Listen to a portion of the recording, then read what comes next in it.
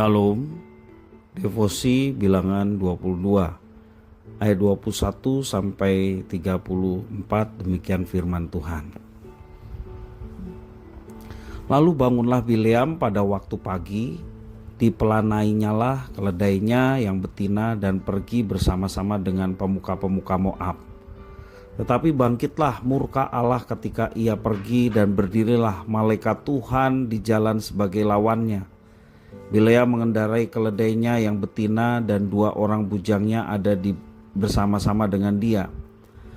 Ketika keledai itu melihat malaikat Tuhan berdiri di jalan dengan pedang terhunus di tangannya, menyimpanglah keledai itu dari jalan dan masuk ke ladang.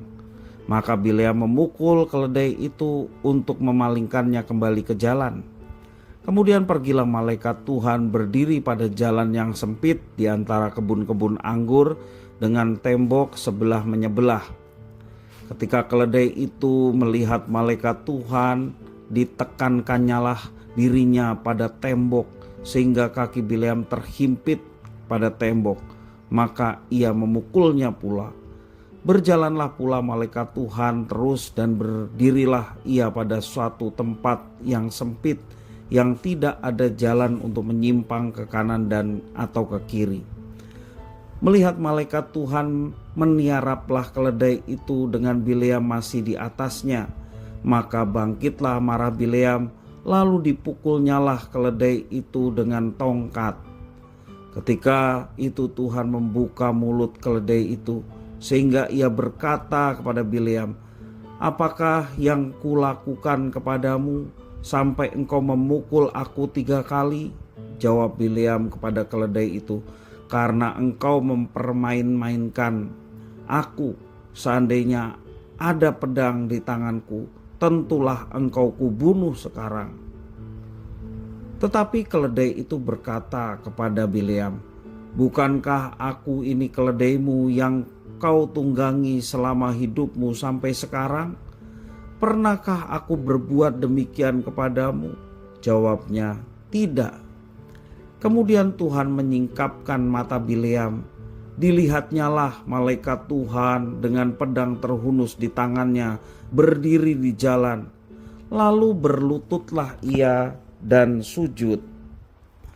Berfirmanlah malaikat Tuhan kepadanya, "Apakah sebabnya engkau memukul keledaimu sampai 3 kali?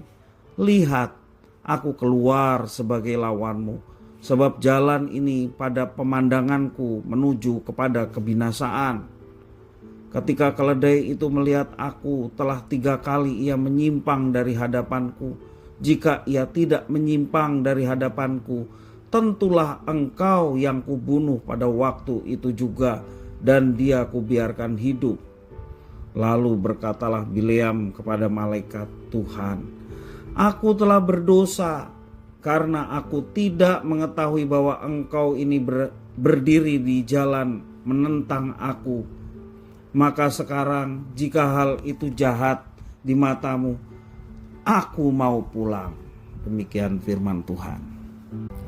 Kisah yang sangat menarik, bagaimana seorang pelihat yang bernama Bileam, tetapi dia lebih buta dari seekor keledai tunggangannya. Pernyataan Tuhan Allah terkadang tidak sejalan dengan pikiran manusia. Dalam hal ini, Tuhan kita dapat dikatakan sebagai Tuhan yang sangat humoris. Kita melihat bagaimana Tuhan menyampaikan maksudnya dengan cara yang unik. Hal ini tampak ketika Tuhan Allah berfirman kepada Bileam. Keledai Bileam meresponnya secara berbeda dalam 3 perjumpaan dengan malaikat Tuhan yang menghunus pedang. Yang pertama, keledai Bileam menyimpang dari jalan dan menapaki ladang, sehingga Bileam memukulnya untuk mengarahkannya kembali. Yang kedua, sang keledai menekankan dirinya pada tembok sehingga kaki Bileam terhimpit dan ia kembali memukul keledainya. Ketiga, sang keledai meniarap dan tidak mau berjalan. Akibatnya Bileam pun memukul keledai itu. Dalam setiap kali perjumpaan ini dikatakan bahwa sang keledai melihat malaikat Tuhan yang menghunus pedang. Sedangkan Tuhan baru menyingkapkan mata Bileam setelah terjadi percakapan antara dia dan keledainya yang merasa tidak senang karena dipukul terus-menerus. Padahal keledai ini sudah mengabdi sejak lama kepada Bileam. Dan saat itulah Bileam melihat malaikat Tuhan dan kemudian ia tersungkur di hadapan malaikat Tuhan. Bileam dikenal sebagai seorang pelihat. Namun kita perhatikan di sini dia buta. Dia dikenal sebagai seorang pelihat yang ahli, tetapi ia tidak sanggup melihat malaikat Tuhan yang berdiri di depannya. Tuhan Allah menunjukkan bagaimana penglihatannya kalah dari seekor keledai. Ini adalah bentuk teguran Tuhan, teguran yang sangat humoris. Sebab peristiwa ini sangat tidak terduga dan ironis bagi seorang pelihat yang terkenal seperti seorang Bileam. Bagaimana dengan kita? Apakah kita mempunyai penglihatan dan pengertian yang cukup baik tentang Tuhan Allah kita? Atau jangan-jangan kita juga lebih buta dari seekor hewan? Mungkin kita bisa menimba ilmu pengetahuan, kita bisa belajar teologi sedalam-dalamnya, tetapi kita tidak boleh lupa bahwa Tuhanlah yang membukakan itu semua bagi kita. Marilah kita terus belajar peka terhadap kehadiran Tuhan Allah, supaya kita tahu apa yang Tuhan kehendaki untuk kita kerjakan. Dengan demikian kita dapat menjalankan kehidupan yang menyenangkan hati Tuhan. Kita bersuka cita sebab diizinkan melihat lebih dalam isi hati Tuhan dan memasuki undangan hidup di dalam kehendak-Nya.